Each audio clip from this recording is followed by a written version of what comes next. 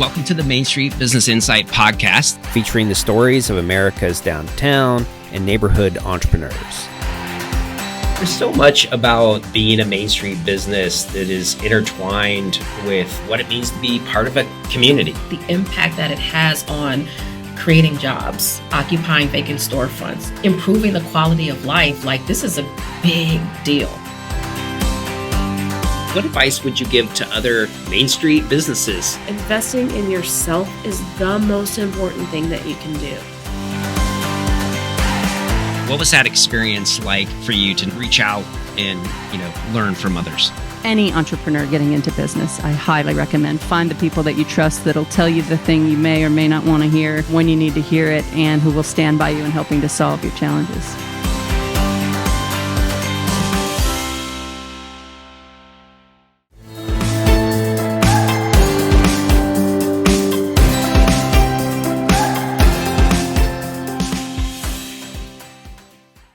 Welcome, everyone, to another episode of the Main Street Business Inside podcast. So I'm here in Livingston, Montana. It's part of our double header episode, I'm calling it, because it's two podcasts in one day, and it's just been wonderful already. And we're in for a true delight here because I'm with James Langto, who's the owner of True North Cafe. I just ate there. And you all have to go there. Avocado toast, this maple bacon. Did I get that correct? Candy bourbon bacon. Oh Yep. My gosh. Off the charts. Fantastic. I felt like I should be kind of like a food show critic kind of thing. It felt that way because James kept bringing me different drinks to try, not alcoholic. You got to grease the wheels. You got to grease the wheels a little bit, entertain the audience. But it was wonderful. But now we're gonna do a little bit more chatting with James about the business side of things and less about me eating there. But it was funny because James and I had a conversation, as I do with many of the guests, just to kind of get to know each other before we chatted. And the one amazing thing that James and I think, immediately picked up about his story in particular was a reflection back to my younger days, the early 1990s. There was this TV show called Northern Exposure. Oh, yes. Maybe some of you are familiar with it, but the premise was basically this small town in Alaska, this big city young doctor comes to town. And sort of the interesting interlude of these wonderful, quirky characters and this big city doctor coming into town, and sort of the convergence of what it means to be a community. Okay. Mm-hmm. And when maybe your style, your flair is somewhat different, but just the intersection of different people. And I felt that in talking with James and his experience of coming to Livingston during the pandemic. And so, James, welcome to the show. Thank you. Thanks for having me. Really appreciate it. Thank you for having me. It's an honor. And on the Northern Exposure thing, it happens to be one of my very favorite shows. And I almost named True North Northern Exposure. That's right. I forgot about that part of it. Yeah. So yes, I was pretty close in my my analogy there. But let's talk a little bit about your journey to Livingston, coming from Southern California, and during the pandemic, like a lot of different people moving around the country, and how that experience and that transition really influenced your perspective on the cafe itself. Sure. Well, it's interesting. I didn't realize this, but there's not a lot of love for Californians here in Montana. So first of all, outsiders in general, California, absolute worst. LA, the worst of the worst. And so You're at the third tier right now. Yes. I tried really hard not to overplay that's where I'm from, because I'm actually from Wisconsin, which I use a lot. I grew up in Wisconsin. I'm not sure I actually knew that, because obviously I didn't grow up in Wisconsin, but I spent 30 years in Wisconsin. Did you? Yes. See, folks, you're seeing this for the first time. We don't cover everything. Great. Where? Yeah. Milwaukee. Okay. Mm-hmm. Yeah. I went to college in Madison. Oh, gosh. So anyway, okay. So I'm a small town boy, Yep. but got into television and wrote a lot of books and did TV my whole life. So it necessitated that I live in Los Angeles. And I was teaching at the LA Film School, and I'm going to just, you can edit this if you'd like. I was walking. We don't edit, Jay. Great. Well, I was walking my pit bull in Hollywood Yeah. about a year before the pandemic, and I don't know what possessed me. I'm not religious. I'm spiritual. And I just said out loud, God, I'm ready to go wherever you want, and I'll do whatever you want. And I immediately got choked up, and I was like, wow, something just happened. I called my Very mom. profound. Very profound. Like, I'll never forget it. I get a little choked up even repeating it. Called my mom and said, hey, I just said this to God. She goes, oh, that's a damn dangerous thing to say to God. So note that a year later, the pandemic is announced in, I believe it was March of 2020. That's correct. Yeah. And around the 17th of March, at the very beginning of the pandemic, they started talking about closing California down and closing the borders and blah, blah, blah. And I sat bolt upright in bed at 6 a.m. and I thought, oh, I have a friend who lives somewhere called Paradise Valley. I didn't know where that was. I barely knew where Montana was. I thought it was kind of where South Dakota is. So we're there somewhere. It's somewhere. And I texted her, and I didn't expect an answer right away because 6 a.m, she's kind of a hippie who follows fish around. Her responses can be weeks. 2 minutes later, how soon can you get here? And then she was on me all day long. Anyway, to make a long story short, I packed up the truck and the pit bull and headed north. Had no warm clothes, had to keep stopping as the temperature decreased, and buy pants, buy a jacket, gloves. And when I got here, it was snow in March. And she put me on the side of a mountain in an Airstream trailer. I had to hike a quarter of a mile up to use the bathroom and shower in the snow. My pit bull was a Kardashian, hated it. Her foot hit the snow and went, oh, hell no, hated it. So after 2 weeks, I said, I'm freezing to death. We're spooning with a pit bull to stay alive. So she brought me into Livingston, which I had never heard of in my life. My jaw dropped. The beauty. We just witnessed the mountains together. The sheer beauty. Stunning. It looks like a film set. It honestly it does. Yep. And the mountain at the end of Main Street is just breathtaking. And I just immediately felt home here. I've been running from small towns ever since I left my small town. Hated it. And couldn't wait to be a big city boy. And Livingston called my name. And I immediately just felt like I needed to be here. I accidentally opened a cafe in the very beginning of the pandemic. That's another long story. And immediately it started becoming really busy. Yeah. And we kind of opted out of the pandemic here. We just ran life as pretty much usual. We were careful. And I created a spot. I called it True North because I wanted to create a spot in the middle of all this chaos. Yeah. We didn't know what was going on, how long this would last. I thought if people can find their true north, their purpose, their community, their God, their creator, whatever it is to you, that's what I wanted this place to be. Just this true north in the middle of chaos. How do you go from someone that's in the entertainment industry to I'm going to have a business, it's going to be a restaurant, cafe? Like, that's a kind of big leap. What was like calling you to that? I think, well, I've never worked in a restaurant, weirdly, for the record. But they sent me all over the world for television programs to film and host. And so I ate in many, many countries and many fine restaurants. And so I always took notes of things I liked and flavors and elements. And I have always been a little bit of an aesthetic, and I love food. Yeah. And have cooked since I was 4. Okay. I was dropped off just outside the womb and raised by wolves, so I had to cook to survive. I would climb up the drawers to get to the stove, but not trained. And so my friend's dad that I came to visit had a little cafe that was basically shuttered at the beginning of the pandemic. And I asked if I could sleep in there one weekend to get out of that cold trailer. That's the cafe. Wow, this is hardcore. Yep. Yes. So I'm sleeping on the couch in what is now True North Cafe. And I woke up one morning and I thought, I bet I could help fix this. And my friend, her dad had left. He hated the winters. So I called him and he said, James, why don't you stay for the month of April and you run it, and any money you make, you keep, and don't pay any bills. So you kind of like just reopen it. I'm going to run it for a month and see what happens. My friend. Yeah. And it was very hippie and vegan. And I was like, this isn't Montana. So what I did, and I think this might be a key, is I think missionaries make the mistake of barging into cultures and telling them about their white God. Being a know-it-all. Right. And I didn't want to do that. I thought if I wandered the city for weeks walking my dog and would stop people on the street and say, if you could have a cafe in town, what would you want?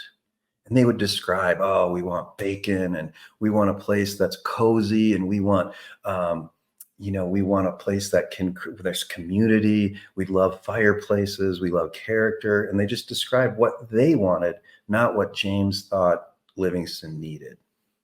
And that might be sort of the key that brought us initial success. Was, let's meet the need here rather than tell them what they need to hear. You one of the things that I quickly learned about you is you understand the art of storytelling.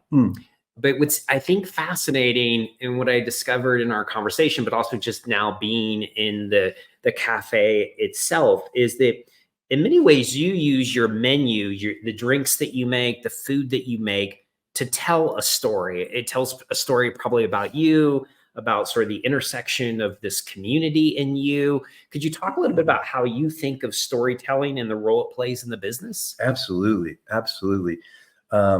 Neurocinematics is a great concept. I don't know if we talked about that, but there's a book, I think it's called Neurocinematics, and it's basically how humans react to plot. Oh, it's fascinating. When we start to hear a plot, we release endorphins and we immediately drop our walls and barriers. We lean in because we want to hear what's next, and we're engaged. And when there's a plot, when there's a story, you remember facts 7 times more than you do if I just said, here's 7 facts. You remember 7 times more when there's a plot involved. So I immediately knew that I needed to tell stories. Every week I get compliments on the menu. People are like, this menu's so damn funny. And that sign that says, go to McDonald's, we're not fast food. People comment on all that. Or he plays Purple Rain with one of the drinks. If you order the Purple Rain, I interrupt the whole restaurant, make an announcement, and blast Purple Rain. It's people sing, they dance. It's kind of fun. So yes, I started immediately to realize, and it was sort of by just trying it, I developed this drink called the Iced Maple Mountain Cloud. It's our signature beverage, and there's a story that comes with it. And I tell people, hey, middle of the night, this came to me in a dream. I was in my pajamas, 2 a.m., rode my motorcycle over to the cafe, made the first one. They just lean in and they order it every time. And then it's a spectacular drink. So you have to deliver the goods. Correct. You can tell a good story. You can't disappoint. You can't disappoint. And you have to match the experience with the product. Yeah. And so that drink put me on the map. And then I started embellishing a little on certain things and just built stories and told stories. There can be a little fiction with the story. Absolutely. I mean, that's part of it. Based on a true story. Exactly. As every movie will indicate. So that I found the power of story really engages. Plus, I really like to engage with people, and it's wonderful to read the reviews where the people are like, we really connected with the owner, and that means a lot to people. And they can tell there's passion in the product and there's passion in the artistry. There's even the playlist gets complimented 5 times a day. John Prine, Pandora. So yeah, I try to match the music. John Prine feels very Montana folksy. There is a little bit of element of the globalness. My cook just recently joined the staff, and he said, James, I've never left Montana, but every time I come in here, I feel like I experience a different part of the world. Oh, that's fascinating. Right? Right. Like you're sort of transcended somewhere else. Right. Through food. Through drinks, through Yeah. the way he witnesses how we interact. And he's like, I feel like you're allowing me to travel. I'm getting a little choked up because that moved me like immensely. It's powerful. Really powerful. And so I will also say this, the team that I have has been just great. It's not always the same, obviously. Labor is a huge challenge everywhere. Yeah, we're going to talk about that for sure. Great. So anyway, I think storytelling is just crucial for connection. I think it's crucial for the neurocinematic aspects that we just talked about, for the way it causes you to engage. And people will come back every year and say, I want that cloud that you came in the middle of the night, and they'll repeat. They know the story. Mm-hmm. Yes, exactly. And one last thing that I'll say on the spiritual thing is Jesus always answered questions with stories. And I thought, what the hell, Jesus? Like, just answer the damn question. And then I'm like, oh, we remember. I mean, he must have had some idea about neurocinematics. Yeah. So I love that. And back to that too, I will just say, isn't it funny that I said I'm ready to go wherever and do whatever, and I'm in a town I've never heard of, doing something I've never done before, and having the time of my life. Yeah, wonderful. One of the things that is happening all across the country from a sort of a conversation perspective, especially in rural communities, for the first time in legit 5 to 6 decades, small communities are experiencing growth. Yes. And with about half of all rural counties, in fact, having 2% or more growth. Now, that may not sound a lot, but when you're losing population, decade after decade after decade, it's a lot. And especially in areas that are outdoor rec heavy and that sort of thing, or retirement heavy. And so part of the dialogue that's occurring is sort of the newcomers and locals. And you have done a masterful job in many ways of coming in, recognizing that there is that, or could be that kind of component to it. And you're a business owner. Could you talk a little bit about, like, in some ways tactically, like, what did you do to position yourself? Is not like I'm trying to tell you I know better than you, but could you talk a little bit about that? Sure. I think, and this just came to me organically. Thanks. That's a great question. It was nearing Christmas, and I thought, you know what? I love my neighbors. I'm going to go promote all my neighbors, the stores and restaurants, even other restaurants that I like. Yeah, he did it today. Someone came in and they were very vegan intensive. We're very neat. True North, very neat. And you recommended someone else, and you told go 3 doors down, blah, blah, blah. And yeah, that was powerful. It was great. And this was even like a crazier step forward with the TV. I think I was probably itching to do a little bit of TV or something, but I would go and do ridiculous ads for other businesses. I'm talking ridiculous. Like, I'm in bed with a bottle of wine and I met the love of my life, and at the Betty's Bottle Shop down the street. And then I'd go to the kitchen shop and talk about a pan that I just bought that we're using in the kitchen. And every ad for them would say, and they're just 4 doors down from True North. So it was a little bit of a backhanded self-promotion. Yeah, that's all right. Which people saw and laughed about. They're like, how many times did you mention True North in their ad? And so, but people loved that I was actually pro other, even competitors. And I think that was kind of the watershed moment where I think the town just went, oh, he's a team player. Yeah. He's okay. He's okay. Yeah. And then I think, I'm not to blow my own horn, but I think I love people. And so I think they could sense the genuine love and care for the people that came in. And I mean, I've sat and cried with people who've lost kids while we're busy, and hugged people that I just met, and signed books with love notes to people. And so it's I think those are some of the keys. And the wonderful thing is, and I experienced it firsthand being in the cafe, is it's truly authentic. I mean, it's not a put on, it's not a show. It's not like this is part of my business plan. It's a natural thing for you to do. And I think people see through and understand that it's truly authentic. That's awesome. Thanks. Yeah, let's talk about, you were starting to allude to some of the challenges faced. And for people that have traveled or have like sort of followed trend lines about where high growth areas are occurring, if we were looking at during the pandemic, the Atlas van lines, there was moving trucks going in lots of different places around the country.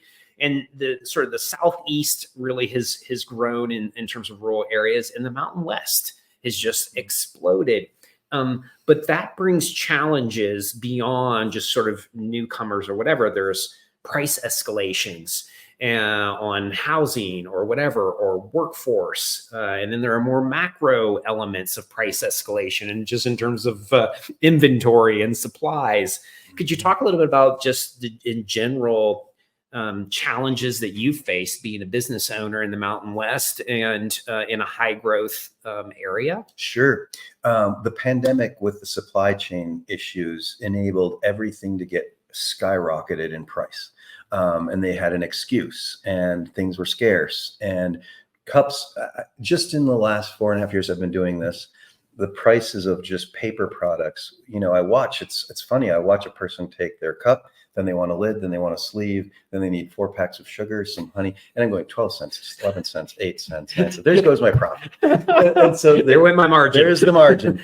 And so there's this constant battle of customers will only pay a certain amount, and then costs don't have that pad. So it just gets real tricky. But my biggest thing, and this is the James axe that I grind all the time, is, sorry for those of you that don't like this, but Airbnbs for us are killing this town, because somehow most of the available rental housing got scooped up Yeah. by Airbnbs. And I think it's great if you have a guest house in the back and you live there, and do that, please. If you've got a room in your house, it's great. It's like having a bed and breakfast, creates community. But if corporations are scooping up available living places, we are struggling. I almost cannot find a single staff member because there's nowhere for them to rent that they can afford. Yeah. And I'm going to embarrassingly admit this. I have a cook who's living in the storeroom right now because he has absolutely no option. Yeah. I lost 2 cooks that had to move to Bozeman because there was nowhere to live here that they could afford. Yeah. And I'm paying more than I think almost any other cafe can possibly pay. So there's no way to move that needle. So yeah, I think This is for real, folks. I mean, I as I've traveled around, the housing element, the affordability, we think of just in the nature of that. This is all about like sort of residential kinds of problems or whatever. This impacts small businesses greatly when you're in these fast hyper growth, or where there's been this abundance of Airbnb or other kinds of thing and rental housing like being gobbled up. There's Right. simply no place to live. nowhere to live. And so I attend as many meetings in the city. They're sick of me because I keep saying, listen, in 4 years or less, we could be a ghost town, even though we're a vibrant, thriving, amazing destination at the mouth of the Yellowstone Park. And this has got adventure galore. But if you don't have staff to support restaurants, cafes, and stores, you aren't a destination anymore. Correct. How are you going to service? Right. Right. All this traffic. Exactly. Yeah, it's a huge underlying problem, and I appreciate you being transparent in terms of what that has meant for you as a result. Is your, I don't know if we're in a new norm situation quite yet. I mean, still a lot of cycles and ups and downs, I'm sure, but could you talk a little bit about just how you've seen your cafe evolve over the years, and how are you trying to adapt and kind of think about the future? Yeah, that's a good question. I think that the challenge I'm finding right now is we get slammed with tourists. In fact, every July 15th and after every year, I start talking to realtors. I'm like, I'm getting out of here because I'm exhausted. The tourists, we have lines out the door. It's nonstop. It's exhausting. And I might not be 25 anymore. So There may be reasons. So the tourists get so some tourists, they're great. Some tourists think of us like Disneyland. Like, Okay. we must have expandable kitchens. Why is it taking so long? We have one tiny kitchen that serves us in the winter. And then we have the same kitchen when the tourists arrive. Yes. And It's so not expandable. We folks. don't have walls that move and staffs that come in and have housing. So then the locals pull back a little because they don't want to stand in line with tourists for hours for food. And so then coaxing the locals back again once the season, and they do a great job. The locals are so great. But I'm finding that if I shut down in the winter, I would be much better off, even though the local support and it's great, but the costs and expenses don't change very much, but the business drops way down. Yeah. And so I'll end the season with a fat bank account and then work all winter long through the snow and the cold. And then at the end of March, my bank's real low. Yeah. And I'm like, wow, I could have just gone to Palm Springs for the winter and had way more money, just paid the rent or the mortgage. Yeah. But that would not serve the community. And so I just say, all right, that's just it's part of doing business. Yeah. And we've got to be here for the community, and we've got to stay open through the slower hours and the colder months. And again, I'm grateful that the community does support so much. Yeah. But as we grow, more and more restaurants are opening, and our population is only 9,000.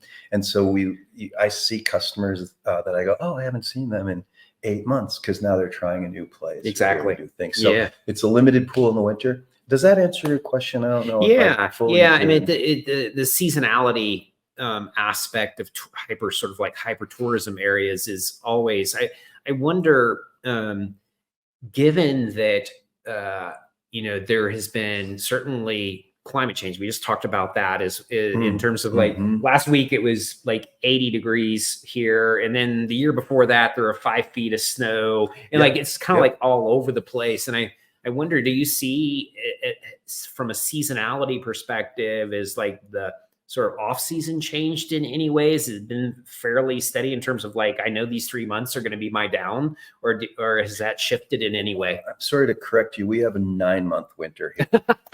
Kind of. So it is like Wisconsin. Yeah, Okay. worse. Oh my gosh. I got a Facebook memory today and it was like 5 feet of snow last year. Look, it's 70 degrees. Yeah, it's out. gorgeous out. So I will say this, Chris King, who is the head of the lot of things, but she's the head of LBID, which is Livingston's Business Improvement District, and I'm on that board. She has done most of her focus on not bringing tourists in the summer, which I think is brilliant because they're going to come. Period. She focuses a lot on the shoulder and the off season on promoting Livingston, and she does a great job with that. I think that's just It's genius. huge. It's huge because the tourists will come. There's no need to throw money at that. Yeah. So I think that's one thing. I am noticing like this climate change thing is real. Like this summer still happening. Like last year, like I said, we had probably 3 feet of snow in the first week of October, and I'm not even exaggerating. And then business just starts to slow down. This year, I was like, is summer ever going to end? We've had summer day tour traffic at the cafe all Yeah. October. Yeah. So I'm loving that aspect. My family just all moved to Asheville, and I thought of moving to Asheville a year ago, and now poor Asheville. Oh, yes. No one saw that coming. Yeah. Our hearts go out to those communities in Western North Carolina and Mm. Eastern Tennessee and Mhm. elsewhere that, Right. Especially the small businesses there. Oh gosh, Yeah. my heart breaks. I thought, how are they going to do this? Yeah. I'm so tired after the summer, and if I had 3 feet of mud in my kitchen, I don't know that I would have the Yeah. wherewithal to scoop out and start over. Yeah. So my heart breaks for them, and there's just nonstop challenges, but it's also an adventure. You know, I'm constantly trying to think, how can we reinvent? I made a mistake. I thought, okay, I don't think there's any way to make more money, but my costs are going to keep going up. I need to extend hours, have a beer and wine license, and open in the evenings. I did all that, put a huge investment. So that was into the shift you made, or Yes. were going to make, or I what have did you. Okay. in June. Got a beer and wine license, bought all this equipment for kegs and wine kegerators, and staffed up for evenings and created a dinner menu and spent. Oh my a goodness. fortune. We did that for 2 months and it didn't work. Wow. And it's okay because if someone Yeah. told me it wouldn't work, I wouldn't have listened. Correct. You had to try it I had yourself. to try it. Yeah. And I had a person from across the street who had a restaurant. They said the beer and wine license required us to be open 4 nights. That's why. And so she said, we tried that, James, for 3 years. I was at a pig roast in the valley. And she said, I wish I could have warned you. People didn't think of us as an evening destination. And we kept trying for 3 years and failed. And I thought, well, I'm not going to be stupid. If they couldn't do it in 3 years, I'm not going to waste all that money. So I Yeah. immediately shut it down. Yeah. And I'm grateful. So you live and you learn, and you have to try Yeah. by trial and error. And our food and everything was great. It's just people didn't think True North for evening. Exactly. Like sort of changing the perception of what your brand is and sort of the identity of the business. Right. Could you talk a little bit about, I think especially in the restaurant business, and I mentioned that, my dad owned a series of restaurants, to me, it's one of the sectors of business that's really kind of a mental game. It's exhausting hours, the fickleness of consumers and what their interests are. And could you talk a little bit about like the mental game? How do you stay sharp? How do you stay engaged in the business when I imagine there are days it just totally wears you out? Yes, that's the July when I talk to realtors. and yeah, and it's every year. And I even warn people like, wait, July, I'm going to start talking like I'm leaving. It's all just smoke and mirrors. There was a little bit of that in our conversation. That's right. Mhm. Yes. One of the bigger challenges that I find is how a lot of people have started to use social media, especially things like Yelp and Google reviews, as a weapon. Oh, yes. It's become very weaponized. Yes. And I wish we could review them Yes. because it's one-sided. and you can bend over backwards. I'll never forget. For the first couple of months, I read every review and I was heartbroken whenever someone wasn't happy, and I wanted to respond. And sometimes I wanted to respond angrily, and all mistakes. And I remember once a lady was like, could you cut our chicken sandwich in half? We're going to share it. And we make these homemade buns. So they're very fluffy. Well, the cook cut it and it got all squished. And then they took a picture of this squished sandwich, gave us a 1-star review and said, look what they served us.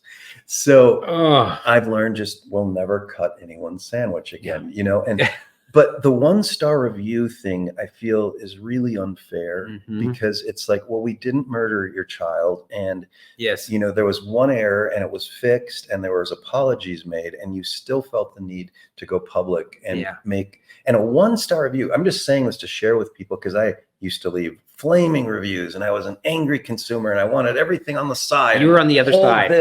And I was the most annoying customer. And I've changed because of this business. And I realize, there's 50 other people in this restaurant and all these requests are overwhelming and ridiculous. And quit being a prima donna, James, and don't flame someone out for a mistake, because mistakes happen. Yeah, we're all human. We're all human. Yeah. And maybe a 4-star or a 3-star because you didn't get great service or whatever, but a 1-star, I have a sign up that's a chalkboard that says we have hundreds of 5-star reviews and 8 1-star reviews. And it's almost true. And it's like, we're either horrible or we're great. And there's no in between. And I would like to encourage people to really think about their reviews, because even though we're highly rated, every time we're at 4.8 usually on most sites, but when we get a 1-star review, it knocks that down.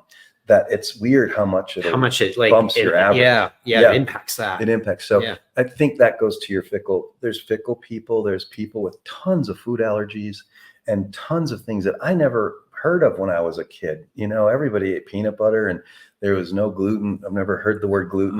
You're right. That's very insightful. And when all the things you have to think about. All of these things. Yeah. And we are not a huge kitchen. We're a small cafe. And so, I hope I don't sound bitter and angry, but it's very frustrating when someone will come up and present at the cafe and say, hi, this is terrible. This family showed up and this lady goes, hi. And very caring, like, my daughter can't eat wheat, water, cheese, eggs. It was everything. And it was like a long list. It was so long that my mind just went, oh my God. And she goes, what should we get? And I said, a new daughter. They didn't. Oh, James. Oh, James. So those are challenges. If you don't have all the equipment to make all these different special dietary things, and then people get angry, and then there's another bad review because you couldn't meet all their needs. So it's so challenging because I think it's the nature of the world that we all live in where in many ways technology has taught us that we have, in essence, don't have to be human, right? Don't have to care as much. And we have this sort of boundary because I can do it electronically. I don't actually have to have that conversation with you. And I can just, just be cruel if I want to and not have to tell you face to face. And it is definitely problematic. And I wish I had a better solution for it outside of, I always thought, learn the 20-60-20 rule. You have these, 20% that just love you, adore you, and, are the people that, like I saw it today, the people that you're saying hello to that know you, and 60% maybe are just coming in and having an enjoyable experience. And there's like just 20% of society that's just absolute curmudgeons. Yes. It's true. You just got to let it kind of like slide off and know that there's nothing you're going to do. It happens in every facet of society. And that's just how it is. Everyone. No, exactly. But I will say this to go back to the positive, because I've just sounded like a grumpy old man. I feel like going back a few questions too, I feel like something I missed in the building of the community and the engaging with the community and engaging, being an outsider. Yeah. I found adding a lot of, I'm a quirky, goofy person. So the fact that I'll just shut the restaurant down and blast Prince and because they ordered a Purple Rain, or one day we just had a live auction in the middle of a busy lunch. I just was like, oh, we're going to have an auction. And we auctioned off a baby blanket with a picture of Livingston on it. And a guy won it and paid way too much and probably regretted it, but he got caught up in the magic of it. Yeah, right. And it was an impromptu live auction. Or, I'll ask if that's an emotional support baby because they can't come in if they're not tied outside, stupid stuff like that. And people, usually the whole restaurant will just burst out laughing. And it just creates this feeling of like, oh, we're not just sitting at a table, my wife and I from Dubuque, and we're here having an experience. We're now part of a bigger experience, and we're laughing with a crowd. And then it becomes almost like you're at a club with comedy, and it just makes something very different. Well, you've given them something they can connect around. Yes. Yes. And I think that's the critical nature of where I think many small businesses that are sort of forward thinking and understanding the importance of experience is you're creating community and you're giving them something to sort of rally around and commonality or what have you. And tell stories. They go about it. back They're going to and- live in that memory, right? Right. I want to close out the show like I always do, in recognizing that there are other small business owners out there, and oftentimes we don't have maybe the biggest network. We can feel isolated as entrepreneurs and small business owners. And could you share a little bit about maybe your advice for them, things that you've learned along the way, or things that you wish you knew back then and now, and you want to share to maybe other aspiring or existing business owners? Yeah, I would say, I don't know if this is great advice, but I would say, do what's in your heart and with passion. When I taught at the LA Film School, I often use this example, and I'd never worked in a restaurant, but I said, when a person owns a restaurant and they're passionate about what they do and what they create and the ambiance and the experience, you taste it. You taste it in everything, in the drinks and the music and the vibe. And now I'm actually trying that out, and it really works. You go into a chain that they're just squirting mayonnaise on your sub sandwich, and you can taste that, but you can taste it when there's passion behind everything. And I feel like if you find your true north, your purpose is what brings you joy. It's like a tennis racket rings when you hit the sweet spot, because that's what the tennis racket was created to do. Launch that ball. And I feel like when we find our sweet spot, we ring. Yeah. And that's joy. Love it. James, thank you so very, very much. Thank you.